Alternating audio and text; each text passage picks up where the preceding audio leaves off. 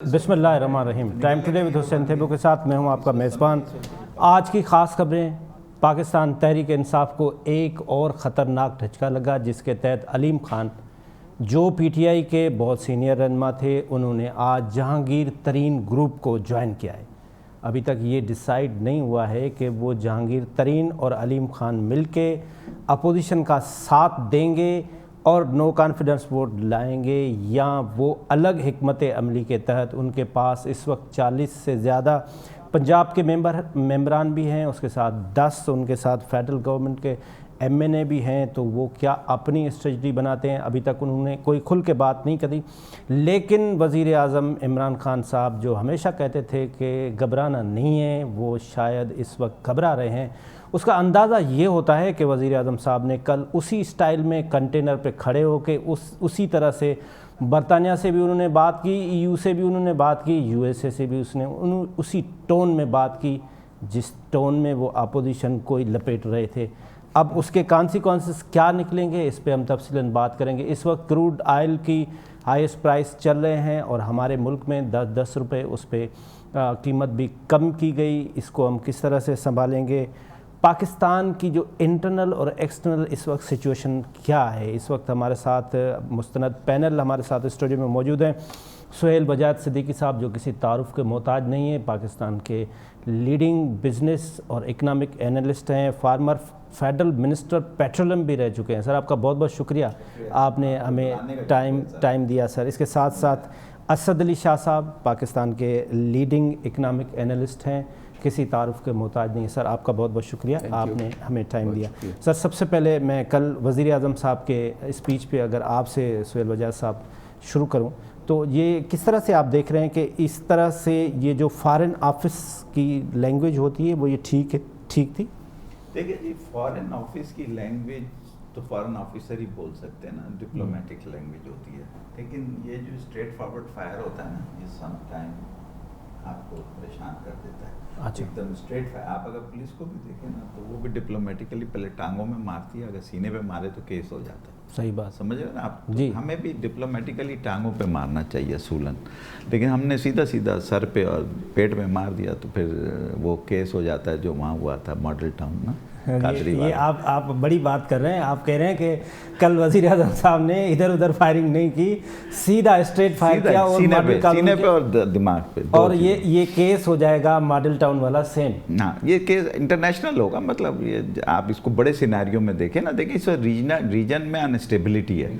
ایک طرف Russia China اپنا ایک نیا جوڑ بنا رہے ہیں، ایک طرف آپ اگر آرتھوڈاکس کرسچنس کو دیکھیں وہ اپنا کر رہے ہیں، پھر آپ کا جو فال آؤٹ ہے ریفیوجیز کا وہ دیکھیں، پھر یورو گر رہا ہے کیونکہ ان کو گیس بند ہونے کا ڈر ہے، پیٹرولیم بند ہونے کا ڈر، پورا یورپ اندھیرا ہو جائے گا نا۔ آپ سمجھیں یوکرین سے گیس آتی ہے اور پھر پورا مڈل ایسٹ جو ہے نا بھوکا رہ جائے گا، کیونکہ سارا اناج وہاں سے آتا ہے، میجورٹی کہاں سے لیں گے؟ اتنا اناج کون پیدا کر کے؟ پھر اچانک تو اناج نہیں پیدا ہو سکتا نا کہ آپ کسی ملک میں ایک دم سے فصل ڈبل کر کے ان کو دے دیں، وہ خود تو نہیں پیدا کرتے، تو they are dependent on these countries, oil gas یہ وہ۔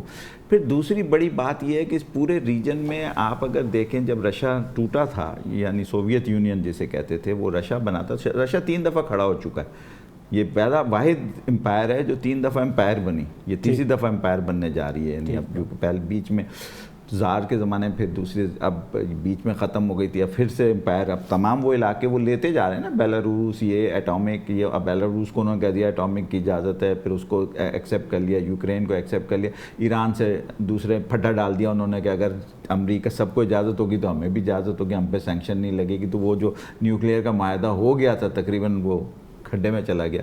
دوسری بات یہ ہے کہ اس وقت ہمارے ملک میں بڑی انسٹیبلٹی ہے، یعنی پولیٹیکلی اگر آپ دیکھیں نا کہ وزیر اعظم اگر چیخ رہا ہے کنٹینر پہ کھڑے ہو کے اپوزیشن کی طرح، تو اس کا مطلب ہے اسے کہیں نہ کہیں سے تو گھبرا رہا ہے نا، تو گھبرا تو خیر وہ نہیں رہا ہوگا کیونکہ وہ کہتے ہیں گھبرانا نہیں ہے، تو کبھی بھی نہیں گھبرایا، لیکن جہانگیر ترین اے اور جیم کا لفظ میں نے سنا تھا این اور جیم فار لاسٹ 30 days اگو، کہ این اور جیم سے کہ 2 آدمی پی ٹی آئی چھوڑ رہے ہیں، تو وہ ہو گیا، این نے جیم کو جوائن کر لیا اور جیم نکل دیا، ٹھیک ہے نا۔ تو این جیم 2 ہی بڑے تھے نا جن کے جہاز چلتے تھے یا جن کا پیسہ چلتا تھا، اے ٹی ایم سب سے بڑے یہ تھے، اس کے بعد زلفی بخاری تھا، پھر انیل مسرت تھا، پھر وہ عارف نقوی تھا، یہ اے ٹی ایمز تھے۔ منشا صاحب بھی تھوڑے بہت اے ٹی ایم تھے, رزاق داؤد صاحب بھی تھوڑے بہت اے ٹی ایم تھے نمل وغیرہ میں نا, اور کینسر اسپتال.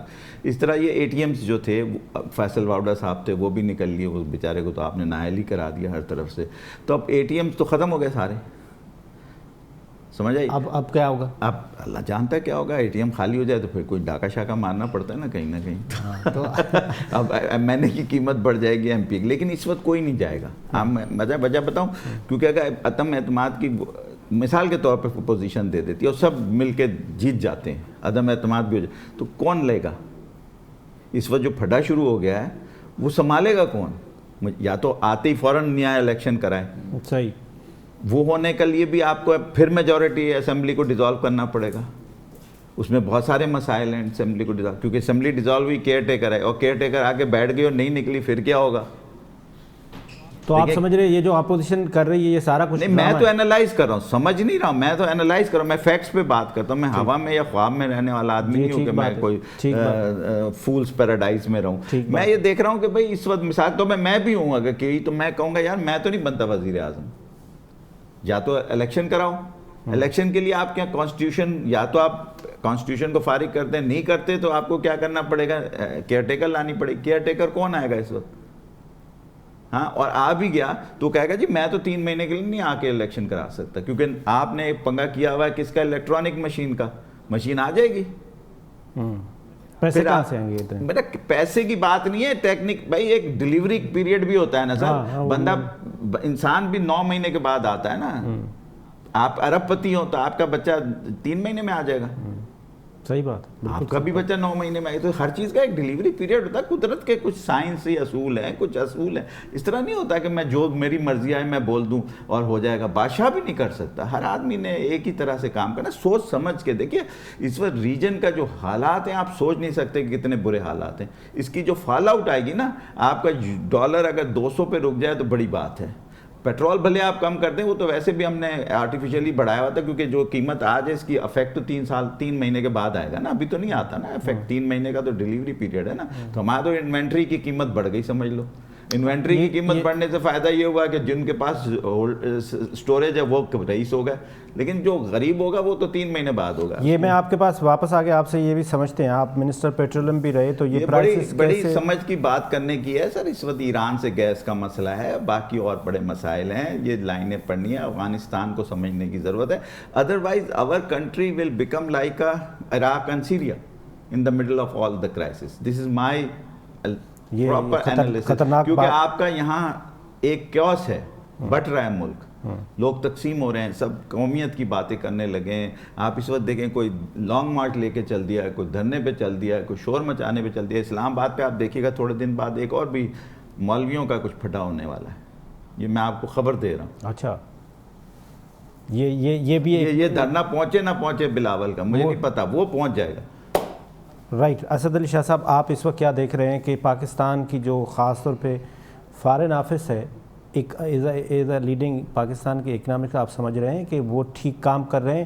ایک طرف ہم IMF کے ساتھ پھنسے ہوئے ہیں اور انہوں نے ہمیں جکڑا ہوا ہے, دوسری طرف ہم رشیا کی طرف دیکھ رہے ہیں اور ہم بالکل ان کو سخت جواب دے رہے ہیں EU کو, اور GSP پلس کے مسئلے, اور ہمارا جو ٹریڈ ہے وہ ہم یورپ کے ساتھ, امریکہ کے ساتھ کریں گے یا رشیا کے ساتھ کریں گے؟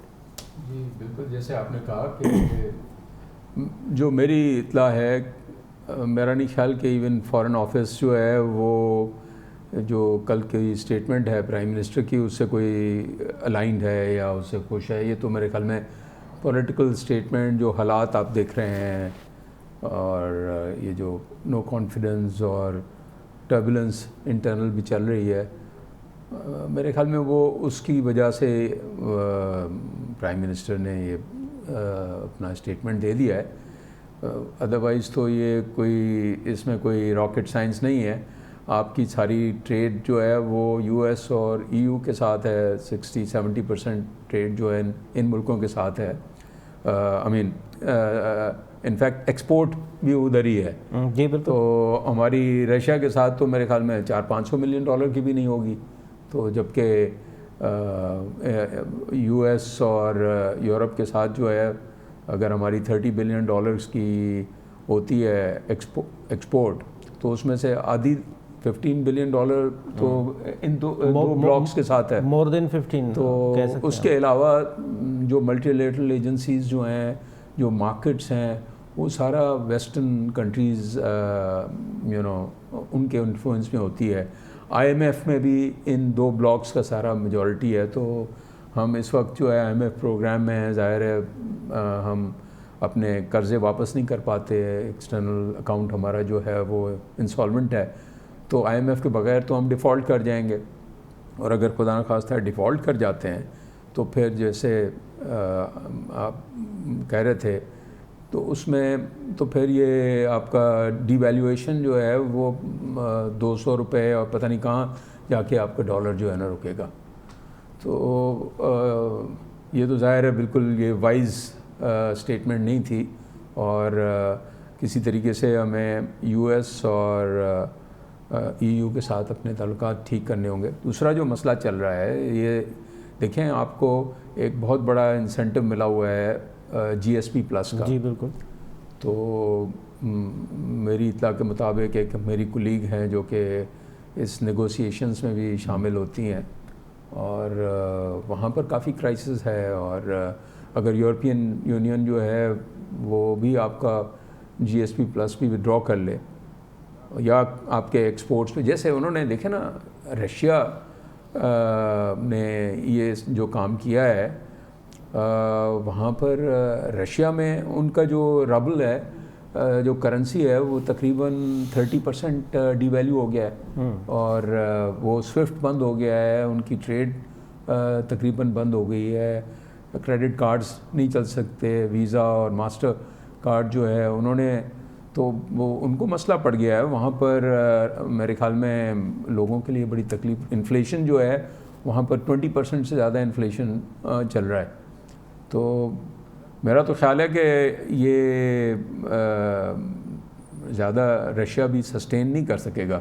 اس وقت اگر آپ ایز اے اکنامکس، میں پولیٹیکل سوال نہیں کر رہا ہوں، یہ جو ہمارے وزیر اعظم صاحب ہیں، ان کی جو کرنٹ پالیسی ہے وہ ٹھیک ہے؟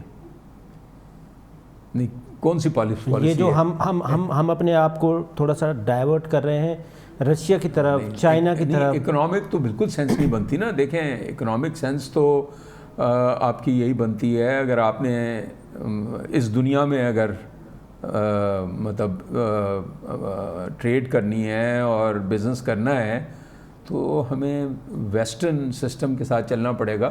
دوسرا جو بڑا بلاک ہے وہ چائنا ہے. چائنا میٹر کرتا ہے، لیکن چائنیز بھی دیکھیں وہ ویسٹرن سسٹم کے ساتھ چلتے ہیں. ان کے بھی سارے ریزروز جو ہیں، وہ پیسے جو ہیں وہ امریکہ میں ہی لگاتے ہیں. تو وہ ٹھیک ہے، وہ کولڈ وار کی حد تک جو ہے ان کے بھی چیزیں چلتی رہتی ہیں، لیکن in terms of military strength and in terms of economic strength وہ تو US اور یورپین یونین اگر مل جاتے ہیں، اور اس میں ملے ہوئے ہیں. باقی دنیا پوری ایک طرف ہے. اس پہ یوکرین کے مسئلے پہ جو جنرل اسمبلی میں ووٹنگ ہوئی، پوری دنیا نے اس کو کنڈیم کیا ہے. صرف 3 ملکوں نے ایبسٹین کیا، ایک چائنا نے کیا، دوسرا انڈیا نے کیا، اور تیسرا ہم نے کیا. اب چین جو ہے وہ کر سکتا ہے، انڈیا بھی کر سکتا ہے، ان کا وہ ایک لیول ہے، ان کی اکانومیز بڑی ہیں، لیکن میرے خیال میں ہم تو بہت زیادہ ڈپینڈنٹ ہیں. تو ہمیں تھوڑا سا پریکٹیکل ہو کے اپنی اسٹیٹمنٹس اور اپنی اکنامک پالیسیز بنانی چاہیے، نہیں تو پریگمیٹک نہیں ہے. رائٹ. سر آپ منسٹر پیٹرولیم بھی رہے. اس وقت انڈسٹری کو سب سے بڑا مسئلہ یہ ہے کہ ان کا کہنا یہ ہے کہ ہمیں اس وقت سب سے مہنگی انرجی گورنمنٹ کی طرف سے پرووائڈ کی جاتی ہے. اگر خاص طور پہ ہم RLNG کی بات کریں تو وہ ان کا کہنا ہے کہ وہ 30 روپے پر یونٹ جو ہمیں وائبلی نہیں ہے. اگر ہم اس پہ گیس پہ آ جائیں تو وہ 10 روپے کا، پھر ہم الیکٹرسٹی پہ آ جائیں تو وہ کچھ بہتر ہے کہ لیکن RLNG پہ تو ہم ایکسپورٹ میٹ ہی نہیں کر پائے. دیکھیں اس کے اوپر تو میں پچھلے کوئی 20 سال سے بات چیت کر رہا ہوں، لیکن جو سمجھدار لوگ ہیں نا وہ سمجھ ہی نہیں پا رہے. اوکے. مطلب وہ اس لیے نہیں سمجھ پا رہے کہ ایک بہت بڑی مافیا ہے. ندیم بابر کے زمانے میں جو کچھ ہوا اور جو آپ نے معاہدے کیے IPP سے اور اس سے، اور جو گڑبڑ کی آپ نے، اور ڈرا کے پی ایم کو کہ وہ انٹرنیشنل کورٹ میں چلے جائیں گے، اس میں ایسی کوئی کہانی نہیں ہے. میں خود رہا ہوں، میں نے یہ سارے پڑھے ہوئے ہیں. اس میں بہت گنجائش ہے ہمیں بہتر کرنے کی. ہم بجلی کو اس قیمت پہ لے آئیں گے کہ آپ کو LNG کی ضرورت نہیں پڑے گی اگر آپ اسے طریقے سے چلائیں، لاسز کو اور لیکیجز کو ختم کریں اور سرکولر ڈیٹ کو نیچے لے کے آئیں. سر جو کہ لایا جا سکتا ہے، پریکٹیکل ہے، مطلب اس کے سلوشن ہے. ہاں 2-3 سال لگیں گے، بٹ سرکولر ڈیٹ بھی ختم ہو سکتا ہے، وہ بھی ختم ہو سکتا ہے. اور دوسری جہاں تک آپ نے پالیسی کی بات کی نا، تو نہ ہمارے پاس انرجی پالیسی ہے، نہ اکنامی پالیسی ہے، نہ فارن پالیسی ہے. فارن پالیسی ایسی نہیں ہوتی کہ آج آپ نے جھٹکا مارا اس کو، کل مارا اس کو. اگر آپ نے پڑوسی سے پھٹا بھی کرنا ہے نا، تو پہلے دوسری سائڈ والے پڑوسی سے دوستی کرنی پڑتی ہے. صحیح بات. ایک طرف بلیک آؤٹ نہیں ہوتا. آپ اگر 2 جنریٹر پیرلل کریں نا، تو ایک جنریٹر کو آپ کی فریکوینسی کم کرتے ہیں آہستہ آہستہ، اور دوسرے کی بڑھاتے ہیں، تو یہ لوڈ لے لیتا ہے، یہ لوڈ ختم ہو جاتا ہے. تو یہ آپ بلیک آؤٹ نہیں ہونے دیتے. اگر آپ نے بلیک آؤٹ کر دیا نا، تو اس اندھیرے میں تو آپ کو کچھ نظر ہی نہیں آئے گا. اب آپ نے ایک طرف تو بلیک آؤٹ کر دیا، دوسری طرف آپ کو پتہ نہیں ہے کہ ادھر سے روشنی آئے گی یا نہیں آئے گی، تو اندھیرے میں آپ کیا کرو گے؟ تو یہ جو فارن پالیسی ہوتی ہے ہمیشہ بڑے طریقے سے ہوتی ہے، اس طرح کی ہوتی ہے جیسے میاں بیوی کا رشتہ ہوتا ہے نا. یہ ایک دفعہ ٹوٹ جائے یا کریک ہو جائے تو بڑا مسئلہ ہو جاتا ہے اسے دوبارہ جوڑنا نا. تو اس کو بڑے پیار محبت سے چلانا پڑتا ہے. بالکل ٹھیک. اسد علی شاہ صاحب، میں آپ کے پاس آؤں گا. ابھی وزیر اعظم صاحب نے حالیہ پھر بزنس مینوں کو فیسلٹیٹ کرنے کے لیے ایک تو ایمنسٹی اسکیم بھی دے دی کہ آپ انویسٹ کر لیں، باہر سے پیسے لے آئیں. اس ایکٹ کو اس کرٹیکل سچویشن میں آپ کس طرح سے دیکھ رہے ہیں؟ دیکھیں، یہ ایمنسٹیز تو اب نارم ہو گئی ہے پاکستان میں. انہوں نے آ کے اس گورنمنٹ نے 2 ایمنسٹیز دے چکے ہیں، یہ تیسری ہوگی. اس سے پہلے PMLN نے جاتے جاتے ایک ایمنسٹی دی تھی، پیپلز پارٹی کی گورنمنٹ میں بھی ایمنسٹی. تو پرابلم یہ ہے کہ اب ایمنسٹی جو ہے، ایک تو اس کے لیے لا لانا پڑے گا، لیجسلیشن. اور اس صورتحال میں لگتا تو نہیں ہے کہ کوئی اس طرح سے لیجسلیشن ہوگی. پہلے تو کلیئرٹی آ جائے نا کہ آگے جو ہے کس کی میجورٹی ہے، نو کانفیڈنس ہوتا ہے کہ نہیں ہوتا. اور ایمنسٹی اس مرتبہ جو ہے تھوڑی سی انڈسٹری اور بزنس کی سپورٹ ہوگی ظاہر ہے اس ایمنسٹی کو، کیونکہ وہ یہ کہہ رہے ہیں 5% پہ آپ وائٹ کرا لیں اگر آپ انڈسٹری لگا رہے ہیں. تو آپ بات کمپلیٹ کر لیں تو میں ایک نیا اینگل. جی پلیز. دیکھیے، اینگل یہ ہے کہ ابھی ہم نے تھوڑی دیر پہلے کہا کہ ڈالر اوپر جا سکتا ہے. جی سر. تو کون لائے گا باہر سے پیسے؟ میں روپے لا کے بوریوں میں بھروں گا. میں باہر کی بات نہیں کر رہا ہوں نا. یہ جو ایمنسٹی دے رہے ہیں وہ تو باہر ہی پہ دے رہے ہیں نا. باہر پہ بھی نہیں، لوکل پہ بھی. بھائی باہر سے پیسے، لوکل سے تو کوئی فرق ہی نہیں پڑتا نا. لوکل تو پیسہ یہیں پڑا ہوا ہے نا، جہاں پڑا ہوا ہے، چاہے وہ نکل کے آگے لگ جائے گا، نوٹ پڑا ہے. جو باہر سے آئے گا اسی سے فارن انویسٹمنٹ ہوگا نا، یا ریمیٹنس آئے گی، جو بھی آئے گی اس سے آپ کی ریزرو بڑھیں گے. آپ کے ریزرو اس وقت ہیں کتنے؟ 23 کچھ ہے نا سر، 23.8. اس میں 10 پوائنٹ سم تھنگ سعودی عرب، چائنا اور ان کے، جس پہ آپ 4% بھی دے رہے ہیں ایک پہ. اور جس دن آپ نے IMF کا ڈیفالٹ کیا یا کچھ، وہ سارے چلے جائیں گے، تو آپ کے پاس 10 بلین رہ جائیں گے.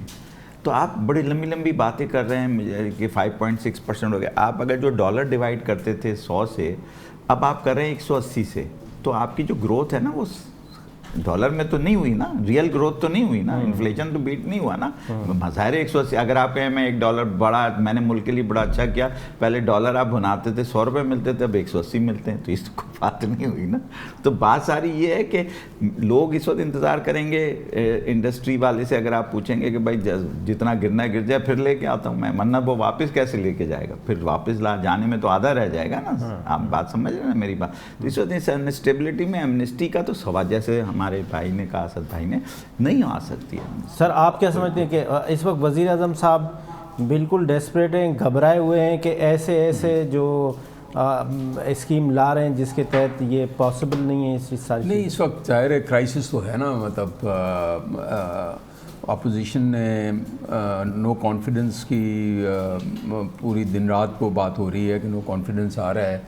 اور پھر یہ بھی کلیئر ہے کہ گورنمنٹ بھی نروس ہے. وہ دیکھیں دونوں ایلائز سے دونوں مل رہے ہیں، ان کے گھر پہ جا کے ملے ہیں. اور پھر یہ جہانگیر ترین گروپ اور دوسرے گروپس جو ہیں، تو اس میں تو کوئی it's not difficult to understand کہ گورنمنٹ کو بڑا مشکل ہو رہا ہے ٹو ریٹین دیئر میجورٹی. تو ابھی تو اس وقت سب سے امپورٹنٹ گورنمنٹ کے لیے جو ہے وہ یہ جو بھی اسٹیٹمنٹس آ رہی ہیں وہ سروائیول گیم ہے.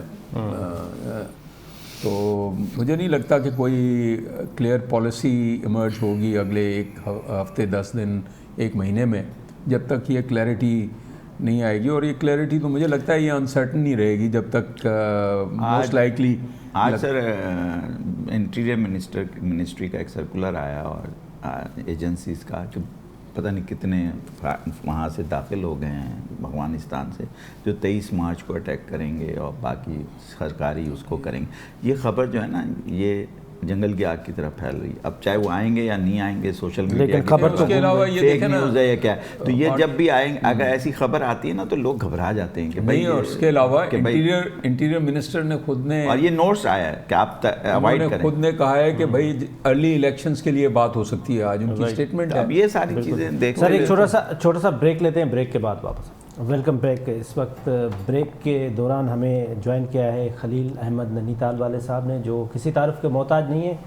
چیئرمین ہیں Medicam group of companies, one of the leading business man, اس کے ساتھ ساتھ کالمسٹ بھی ہیں، پولیٹکس پہ بھی بہت اچھا لکھتے بھی ہیں، بولتے بھی ہیں. سر آپ کا بہت بہت شکریہ، آپ نے ہمیں ٹائم دیا. اس وقت آپ کیا دیکھ رہے ہیں، جہانگیر ترین صاحب، علیم خان صاحب ایک ساتھ مل گئے ہیں، نو کانفیڈنس موو ہونے جا رہا ہے. کیا آپ ویری نیئر فیوچر میں دیکھ رہے ہیں کہ وزیر اعظم صاحب گھر جاتے ہوئے؟ صحیح بات یہ ہے، ایک تو سیاست میں کوئی دن آخری نہیں ہوتا. ٹھیک سر. اور دوسری بات کسی بندے کا بھی قسمت ترین سے بدترین ہو جائے یہ بھی نہیں پتہ لگتا. ٹھیک بات. تو اب 4 سال تو انہوں نے ساتھ دیا ہے پورا. ٹھیک. مگر ان کو بار بار جو ہے ہمارے وزیر اعظم صاحب نے وہ عزت نہیں دی جو ان کو دینی چاہیے تھی. رائٹ. میں نے پچھلے ہفتے کالم میں لکھا تھا کہ انہوں نے اپنے ہی جو اتحادی ہیں ان کو بھی مشکل میں رکھا.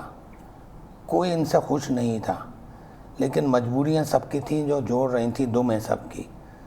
تو اب کسی نے دم کاٹی تو پھر سبھی آزاد ہوں گے نا. تو آپ سمجھ رہے ہیں دم کٹ گئی؟ تقریباً کٹ گئی ہے. اچھا، ہمارے پاس جو 2 آپ کے ساتھ مہمان بیٹھے ہوئے ہیں، یہ اکنامکس کے بھی آپ دونوں کو جانتے ہیں، ماہر ہیں. انہوں نے یہ فرمایا آپ کے آنے سے پہلے کہ اس وقت پاکستان میں سرکمسٹانسز ایسے ہیں کہ کوئی ٹیک اوور کرنے کے لیے تیار ہوگا ہی نہیں کہ اس حالت میں کریں، اور اس کو کیوں شہید بنائیں انگلی کاٹ کے اس کی. صحیح. نہیں یہ سیاستدان جو جن کو آپ شہید کہہ رہے ہیں نا، جی سر، یہ زندہ شہید رہتے ہیں ہمیشہ. اچھا. یہ ان کو تو بس اب دیکھنا، یہ 3 آدمی تو باہر بیٹھے ہیں. مثال کے طور پہ فضل الرحمان صاحب 4 سال کسی کو آپ طلاق دے کے باہر بٹھا دیں اور اس کو رزق بھی نہ دیں، اس کا کھانا بھی بند کر دیں، عزت بھی وہ ویری ویلڈ پوائنٹ. اس کے لیے موت اور زندگی کا سوال. وہ کہہ رہا ہے میں آج جم کروں. بس تو وہی تو سب کو لا رہا ہے جمع کر کے. اچھا سر، آپ بزنس لیڈر بھی ہیں، میڈیکیم گروپ آف کمپنیز کے آپ چیئرمین ہیں، اور آپ کا اتنا بڑا بزنس ہے. اس وقت کل جو وزیر اعظم صاحب نے کنٹینر پہ کھڑے ہوئے، وہی کنٹینر پہ جو پرانے پہ اس نے EU کو بھی تھریٹ کیا، باقی یورپی ممالک کو بھی کیا، اس کے کانسیکوینسز ہوں گے؟ صحیح بالکل ہوں گے. میں نے آپ کے اس کالم میں یہ بھی لکھا ہے، بلکہ کل کے کالم میں، کہ رشیا کے اس میں جس نے بھی امریکہ کو انگلی اٹھائی اس کا حشر ایوب خان سے لے کے لیاقت علی خان کے سارے مثالیں دی ہیں کہ کسی کو انہوں نے نہیں بخشا. تو اب ہم کو پاکستان کی تو ابھی سب سے زیادہ تو EU کے لیے کل جو انہوں نے الفاظ استعمال کیے ہیں، ہمارا ان کے ساتھ ڈائریکٹ لنک ہے بزنس کا. جی بالکل. امریکہ ڈائریکٹ لنک، رشیا کا ایک ٹی ٹائپ کی منی جسے کہتے ہیں نا، وہ اتنا بزنس ہے. تو ہم کو اتنا بڑا رسک نہیں لینا چاہیے تھا، خاص طور پہ جب یوکرین کی اور رشیا کی فوجیں آمنے سامنے تھیں اور آپ کا شیڈول ہو چکا تھا. تو آپ کے پاس بہترین طریقہ تھا پوسٹ پون کرنے کا کہ صحیح آپ کے تو سرحدوں پہ فوجیں ہیں، جب آپ نمٹ لیں پھر ہم آئیں گے آرام سے، ختم. تو کوئی بھی ناراض نہیں ہوتا، نہ امریکہ ناراض ہوتا اور نہ رشیا ہوتا، کیونکہ آپ دیکھ رہے ہیں نا کہ باہر محلے والے لڑ رہے ہیں تو کون آئے گا اندر. صحیح بات ہے. تو لہٰذا آپ کی صفائی بھی ہو جاتی. لیکن آپ سپر ہیرو بننے کے چکر میں چھکا مار رہے ہیں. اب آپ اس وقت باؤنڈری وال پہ کیچ ہونے کے نزدیک ہیں، ہم یہ سمجھ رہے ہیں. نہیں، آپ کیا سمجھتے ہیں؟ آپ ایک انالسٹ بھی ہیں بہترین قسم کے، ایک تھنک ٹینک کے آپ حیثیت رکھتے ہیں، کہ کیا سوچ کے گئے وزیر اعظم صاحب؟ مطلب ایسے موقع پہ جہاں پہ جنگ ہو رہی تھی، کیا مطلب وہاں سے کیا اچیو کرنا چاہ رہے تھے؟ سر ان کا خیال یہ تھا کہ چائنا کے ساتھ مل کے یہ شروع سے امریکہ کے خلاف آپ دیکھ لیں کوئی محاذ بنانے کے چکر میں رہتے تھے اوکے کہ بھئی ایبسلیوٹلی ناٹ سے لے کے ہاں بالکل ادھر گئے پھر آئے پھر گئے، ان کو پھر سمجھایا جاتا تھا، پھر یہ ٹھنڈے ہو جاتے تھے، لیکن ان کا ٹارگٹ ویسے تھا صحیح، محب وطن پاکستانی کی حیثیت سے انہوں نے کیا اچھا ہے، اوکے لیکن وقت خراب تھا، اس وقت نہیں جانا چاہیے تھا۔ بعد میں آپ رشیا کو جاتے جو بھی بات کرتے سنیں، آپ نے چائنا سے بھی تو اچھی دوستی نہیں رکھی ہوئی ہے۔ اب جب میں آپ کو کہتا ہوں اپنے اتحادی بھی ہر وقت نالاں رہتے ہیں، ایم کیو ایم کہتی ہے جی انہوں نے کراچی میں ہمیں بدنام کر دیا، ہاں چودھری صاحب کہتے ہیں کہ جی ہم نے کہیں کا نہیں رکھا، ہم پہ آئے دن یہ سینکشن لگاتے رہتے ہیں، باتیں کرتے رہتے ہیں، ہمیں وقت ہی نہیں دیتے۔ پھر ترین صاحب کو انہوں نے جہاز کو مڑوایا خود ہی ہے، جہاز خود نہیں گیا، یہ مڑوایا گیا ہے۔ تو اب جب مڑا ہے تو اس نے صحیح کہا کہ جہاز تو کہیں بھی اتر سکتا ہے، کہیں بھی جا سکتا ہے۔ تو آپ کہہ رہے ہیں اس وقت باؤنڈری پہ کیچ ہونے والا ہے، بس اب یہ باؤنڈری پر ہیں، یہ کیچ پر ادھر جانا ہے اور جو اندر بیٹھے ہوئے ہیں وہ بیٹنگ کے لیے وہ اتر اصل میں امپائر کی انگلی کا انتظار کریں۔ وہ امپائر کے میری بات آ گئی۔ اسد شاہ صاحب ایک بات جب ہم بزنس مینوں سے بات کر رہے ہوتے ہیں، رزاق داؤد صاحب کا بھی میں نے انٹرویو کیا، اس نے کہا کہ میں جو 24 بلین ہماری ایکسپورٹ تھی یہ بڑھتی نہیں تھی، میں اس کو 60 بلین پہ جو ہے وہ لے کے جاؤں گا۔ لیکن جب ہم ان سے بات کر رہے ہوتے ہیں تو یہ ایک ہی بات کر رہے ہوتے ہیں، اتنی مہنگی انرجی وہ بھی مل نہیں رہی ہوتی ہے، کیا ہمارے پاس کوئی الٹرنیٹ ریسورس، ہم ونڈ پہ نہیں جا سکتے، ہم سولر پہ نہیں جا سکتے، ہم اور کوئی ایکسپلوریشن نہیں کر سکتے؟ جی بالکل، آپ جو جس طرف اشارہ کر رہے ہیں، اصل میں مسئلہ یہ ہے جو انرجی کا ہمارا کرائسس ہے، وہ دیکھیں جو بجلی کی جو کاسٹ ہوتی ہے وہ 80% سے زیادہ جو ہے جنریشن کاسٹ ہوتی ہے، ٹھیک، اور وہ جنریشن جو ہے وہ ایک تو دو بڑے ایشوز ہیں۔ یہ ایکچولی سارا جو انرجی سیکٹر کا جو کرائسس ہے نا، وہ خود گورنمنٹ نے کریٹ کیا ہوا ہے، گورنمنٹ نے سیلف کریٹ کیا ہوا ہے، میس اپ کیا ہوا ہے، اس لیے کہ ساری چاہے بجلی ہو یا گیس ہو، ساری کی ساری جو ہے پبلک سیکٹر میں ہے۔ آپ یہ دیکھیں کہ بجلی پہلے سارا وابڈا ہوتا تھا صرف ایک، اور کراچی الیکٹرک بھی پبلک سیکٹر میں تھا، ہر چیز پبلک سیکٹر میں تھی۔ پھر کوئی 15 سال پہلے کراچی الیکٹرک جو ہے وہ ایک پرائیویٹائز ہوا۔ اس کے علاوہ ساری جنریشن، یہ جو آئی پی پیز لگے ہیں پرائیویٹ سیکٹر میں، وہ بھی ہمیں پتہ ہے کہ وہ بجلی بنانے کے لیے بغیر سوچے سمجھے کہ اس کی کاسٹ کیا آئے گی، وہ بھی ایک طرح سے لیزز ہیں، اس کی بھی جنریشن کا کنٹرول جو ہے، کاسٹ جو ہے وہ ساری پبلک سیکٹر میں آتی ہے۔ ٹھیک ہے، پھر اس کی ٹرانسمیشن ڈسٹریبیوشن سے لے کر، کیونکہ پبلک سیکٹر انیفیشنٹ ہے، کرپشن ہے اور مینجمنٹ نہیں کر سکتا، تو اس وجہ سے لائن لاسز ہوتے ہیں، اس میں جو انیفیشنسیز ہوتی ہیں اس کی وجہ سے جو ہے نا، اور ڈیسیشن میکنگ ٹھیک نہیں ہوتی۔ تو جب آپ ہر چیز جو ہے سارا بزنس پبلک سیکٹر میں کریں گے تو، اور منوپلی پبلک سیکٹر کی منوپلی بہت ڈینجرس ہوتی ہے، تو اس وجہ سے جو ہے نا یہ کاسٹ جو ہے زیادہ ہے۔ حل کیا سر؟ حل یہی ہے کہ، اور گیس میں بھی یہی ہے، دونوں آپ کی gas pipeline, transmission, generation, مطلب سارا وہ اس میں بھی ہے، اور بلکہ جو پرائیویٹ سیکٹر میں جو ایکسپلوریشن کمپنیز تھیں ملٹی نیشنل، وہ بھی چلی گئیں، وہ بھی زیادہ تر او جی ڈی سی اور پی پی ایل رہ گئی ہے۔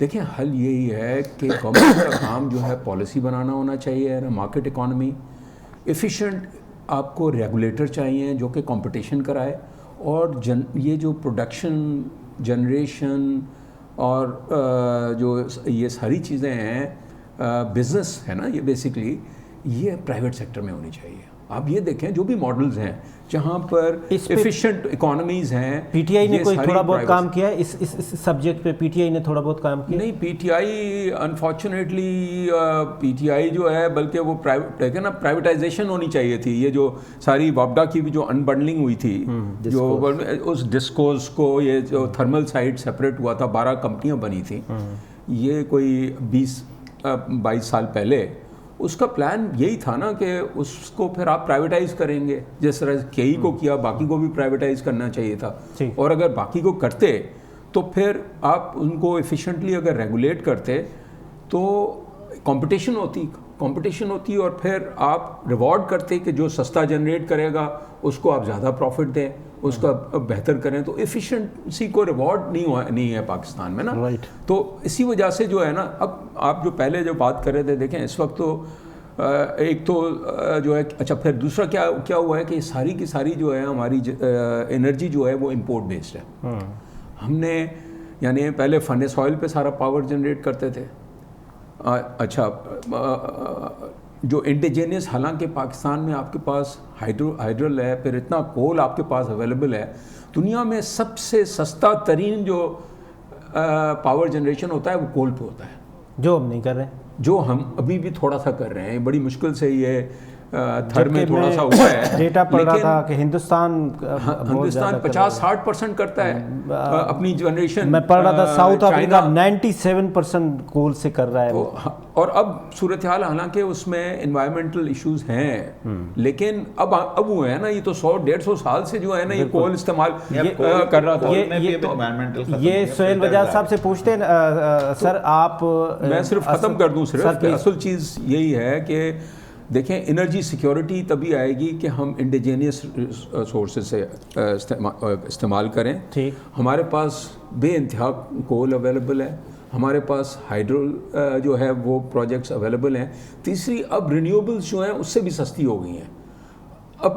अब ये हमारे लोग कहते हैं जी टेक्निकली हम इतना परसेंट, ये सोहेल भाई ज़्यादा बताएंगे, लेकिन मैं केई के बोर्ड पे भी हूँ, मुझे तो ये कहा जाता है कि जी आप 20% 30% जो है रिन्यूएबल से ज़्यादा नहीं कर सकते, बेस लोड आपको चाहिए जो हाइड्रोकार्बन्स का। लेकिन कल ही मैं पढ़ रहा था कि स्वीडन 60% अपनी जनरेशन जो है वो रिन्यूएबल से कर रहा है। इसी तरीके से और भी मुल्क हैं, यूरोपियन यूनियन तकरीबन 1/3 जो है ना वहाँ पर वो पहुँच गए हैं, और दे आर प्लानिंग कि 2030 तक जो है 60-70% जो है ना वो रिन्यूएबल से जो है पूरी दुनिया ग्रीन होने जा रही है। बिल्कुल ठीक। अच्छा, उसमें अगर आप देखें पाकिस्तान में हमारे पास विंड भी है और धूप जो है, धूप भी सोलर भी है, विंड भी है। विंड तो जो हमारा जम्पीर है वो 40,000 मेगावाट बना सकता है, सिर्फ जम्पीर। अकल नहीं है। अच्छा सर, हाँ अकल नहीं। सोहेल वजाद साहब, आपका पाकिस्तान में मोस्ट पावरफुल जो CEOs होते हैं उसमें शुमार होता है। असद उमर साहब तो एक ऑर्गेनाइजेशन में रहे ना, आपने तो मल्टीपल ऑर्गेनाइजेशन में रहे, आप सीमेंस में रहे, आप PSO में भी रहे, आप फिर मिनिस्टर पेट्रोलियम भी रहे। एनर्जी की जहाँ पे बात होती है, जब हम आपके पुराने दोस्तों से PMLN वालों से बात करते हैं, वो कहते हैं कि जब हमें हुकूमत मिली तो ये हम उस वक्त प्रोडक्शन 14,000 थी, हमने इसको बढ़ा के 30,000 मेगावाट तक ले गए। जब PTI वालों से बात करते हैं, जो अभी असद साहब ने बात की, उन्होंने कहा वो तो महंगी IPPs लिए हुए थे, वो तो हमारे और मुसीबत हमारे गले पाली हुई थी। तो वो IPPs के कॉन्ट्रैक्ट PTI ने ख़त्म क्यों नहीं किए? सर देखें, ये IPP की तो एक माफिया है, वो कॉन्ट्रैक्ट बिल्कुल ठीक हो सकते हैं, उसमें कोई मसला नहीं है। आप मुझे देते कॉन्ट्रैक्ट पढ़ने को, फ्री में ठीक कर दूंगा इनके साथ बैठ के। दूसरी चीज़ ये है कि हमने अब न्यूक्लियर का, ये चाइना का आ गया ग्रिड के ऊपर ना, तकरीबन 3800 मेगावाट। फिर हम अभी न्यूक्लियर में कुछ और भी आगे बढ़ रहे हैं, तो ये हमारे पास 5,000 मेगावाट 2-3 साल में आ जाएगा न्यूक्लियर का, ठीक, खुशाब और ये सब मिला के। और हम हाइडल में 1-2 और आ जाएंगे तो हमारा 7,000 वहाँ से आ जाएगा, 12,000। हमारी जो इस वक्त सस्ती एनर्जी की ज़रूरत है वो है 20,000 मेगावाट। और हमारे पास जो जनरेशन है वो 17 के बाद टोटली लॉसेस क्रिएट करने लगती, क्योंकि जो हमारे ट्रांसफार्मर्स हैं वो गर्म हो जाते हैं, जो लाइंस हैं वो, हमारे पास इंफ्रास्ट्रक्चर है, इसलिए लोग कहते हैं कि रिन्यूएबल 20 से ऊपर नहीं है, क्योंकि रिन्यूएबल जो है ना वो अगर आपके स्मार्ट ग्रिड ना हो ना तो वो लॉसेस और ज़्यादा। वो जो यूनुस डागा ने लेटर लिखा था नवाज शरीफ को, सब जिसने भी लिखा था, मैं तो 20 साल से पॉलिसी दे रखी है इस पे, ये भी बताया हुआ है कि कौन सा ग्रिड किस तरह अपग्रेड करना है। And this policy is not only with Imran Khan table, it is also on the GHQ table. 1 महीना बैठ के मैंने समझाया, मैं खुल के बोल रहा हूँ, ठीक, मैं तंग आके इसलिए खुल के बोल रहा हूँ, पूरी पॉलिसी बना के प्रेजेंटेशन करके एक एक चीज़ कि किस तरीके से रिन्यूएबल बढ़ेगी, किस तरीके से न्यूक्लियर बढ़ेगा, किस तरीके से ये बढ़ेगी आपकी कोल की, वो बढ़ेगी। ये एक एनर्जी मिक्स होता है ताकि आपको खुदा ना खास्ता किसी वक्त किसी जगह फेलियर हो तो आप दूसरे पे शिफ्ट हो सके। हमारे पास स्पिनिंग रिजर्व नहीं है, आपको पता है ये 30,000 मेगावाट तो हो गई, लेकिन चलती किससे? कोल लगाया हमने कहाँ? मियाँ वाली के पास, किस जगह है वो? साहिवाल। वहाँ कोल लेके कैसे जाओगे मुझे बताओ? ट्रेन चलती है तुम्हारी? ट्रक से ले जाओगे? کول کتنا چاہیے ہوتا ہے اتنے میگا واٹ کے اچھا لیے؟ پھر وہاں کیوں لگایا؟ بھائی سمجھ پورٹ قاسم پہ لگانا چاہیے تھا جہاں جہاز اترتا ہے، وہاں تو لگایا نہیں۔ ایل این جی کہاں لگایا آپ نے؟ کہاں؟ اب اس کے لیے پائپ لائن رشیا سے لے کے ڈلوائیں۔ بھائی ایل این جی لگانا تھا تو پورٹ قاسم پہ یا کے پی ٹی پہ لگاتے۔ اچھا میں نے یہ بٹ آئلینڈ پڑا ہوا ہے، ہمارے پاس ٹائم بھی ختم ہو رہا ہے، یہ کتا آئلینڈ پڑا ہوا ہے، اس پہ لگا دیتے۔ خلیل صاحب کے پاس بھی جانا ایک بات سن لیں، کتا آئلینڈ پڑا ہے، اس پہ لگا دیتے، یہیں سے ایل این جی ادھر چلی جاتی۔ اچھا میں نے ایک لیکن آپ کو سمجھیے، جب میں نے کہا عقل کی کمی ہے، ول کی کمی ہے، چوری ہے، مافیا ختم کریں نا بات، اس کو بیکار ہے انرجی پہ ڈسکس کرنا۔ اچھا انہوں نے کہا، میں نے ایک منسٹر سے انٹرویو کیا، میں نے کہا انفراسٹرکچر کیوں نہیں بڑھا رہے؟ منسٹر سے تو انٹرویو کیا ہی نہیں کریں، کیونکہ وہ صرف بولے گا وہ بات جو اسے پسند ہے۔ اچھا اس نے کہا کہ $60 بلین انفراسٹرکچر کو ڈبل کرنے میں خرچ آئے گا، ڈو یو ایگری؟ سر اس لیے کہ اس میں $30 بلین اس نے بھی تو کھانے ہیں نا۔ 30 بلین، جی خلیل صاحب آخری یور ٹیک آن اٹ کہ یہ جو ہمارے سارے ملک کے یہ جو انرجی کے کرائسس ہیں، اس کا رسپانسبل کون ہے سر؟ سر میں ہوں اس وقت۔ اچھا آپ ہیں، اس لیے کہ میں کنزیومر ہوں، پیسے دے دیتا ہوں جو بھی مانگتا ہوں۔ ہاں اگر میں اکڑ جاتا نا کہ جی میں نہیں دے رہا ہوں، جیسے عام طور پہ لوگ بہت سے ملکوں میں لوگ روڈ پہ نکل آتے ہیں کہ جی ہم نے نہیں دینے، تو نہیں دیتے، پھر گورنمنٹ جھکتی ہے، بات کرتی ہے، اس کا حل نکالتی ہے۔ ہمارے یہاں روڈ پہ نکلنے کا فیشن تو صرف خریداری کی حد تک ہے اور عورتوں کی حد تک، مرد اس میں بھی شامل نہیں ہے۔ اچھا دیکھیں جماعت اسلامی نے کراچی کے لیے کہا آؤ، کوئی نہیں آیا، حالانکہ ہمارا مسئلہ تھا، کہ ان کا نہیں تھا، ہمارا مسئلہ تھا۔ ہم پریشان تھے، لا اینڈ آرڈر سے پریشان، ڈاکوؤں سے بچا کے گھر پہنچتے ہیں تو بیوی کی باتیں سنتے ہیں، پھر وہاں سے صبح اٹھتے ہیں تو بچوں کی باتیں سنتے ہیں، تو پھر تو ہمارے میں سے مراد میں نے ہم کہا، یعنی ہم سب ٹھیک ہے، یہ نہیں بولے لیکن میں تو بول رہا ہوں نا، جیسے بول رہے ہیں جیسے انہوں نے انرجی پہ کہا تو میں اپنی انرجی بھی تو لگاؤں نا کہ میں کہاں سے ہو کے گزرتا ہوں۔ تو آخر میں اصل بات یہ ہے کہ جب تک ہم حکومت کا گریبان نہیں پکڑنے کی عادت ڈالیں گے، کوئی بھی حکومت آئے ہم کچھ نہیں کر پائیں گے، کیونکہ ان کے منسٹر سب ڈفر ہیں، پروون ڈفر ہیں۔ میں نے ابھی کالم لکھا تھا کہ 200 تو وہ آدمی ہیں جو ABC تینوں حکومتوں میں شامل تھے۔ وہ جو 200 آدمی تھے خان صاحب کے پاس، ٹیکنوکریٹ تیار تھے، وہ کہاں گئے سر؟ وہ تو لاسز میں چلے، پیپر میں چلے۔ وہ تو اچھا ہوا نہیں آئے، ورنہ تو خان صاحب دھرنے سے بھی نہیں اترتے ابھی۔ آپ کا فائنل کمنٹ سر، ابھی یہ جو سارا کچھ یہ جو لے کے جا رہے ہیں مارچ پیپلز پارٹی، وہاں سے دھرنے، وہاں سے پروٹیسٹ، اس کا سب کا رزلٹ؟ صحیح میں نے آپ کو بھی بتایا، بلکہ میں کرکٹ کی زبان میں کہہ دوں کہ LBW ہو چکے ہیں، خالی اب ماسٹر اس پہ جا کر یہ آپ بڑی بات کر رہے ہیں، آؤٹ لکھا، یہ آپ بڑی بات، یہ تھرڈ امپائر بڑی اسکرین پہ امپائر نے کہنا ہے آؤٹ اور ناٹ آؤٹ، بس یہ آپ بڑی بات بیٹ پہ لگی ہے بال یا پھر نہیں۔ انشاءاللہ ایک ہفتے کے بعد آپ سے خلیل بھائی کہہ رہے ہیں کہ بیٹ سے ٹچ ہوئی ہے کہ نہیں، بس یہ دیکھنا ہے۔ یہ ریپلے سے اچھا اس نے بھی ہاتھ اٹھا لیا نا اپوزیشن والا، اچھا بس ہاتھ اٹھنے والا ہے سر؟ صحیح ہے، وہ تو میں نے کہا نا کہ اب آخری وقت تک پتہ نہیں ہوتا۔ بہت شکریہ خلیل ننگیتال والد صاحب، اسد علی شاہ صاحب، آپ کا بہت شکریہ، سلوجہ صاحب آپ کا بہت شکریہ آپ کا بلانا۔ اس کے ساتھ آج کا پروگرام ختم ہوا۔ یو آر دا بیسٹ، اور اللہ پاکستان کی حفاظت کرے، جس کی بھی حکومت آئے، پاکستان زندہ باد۔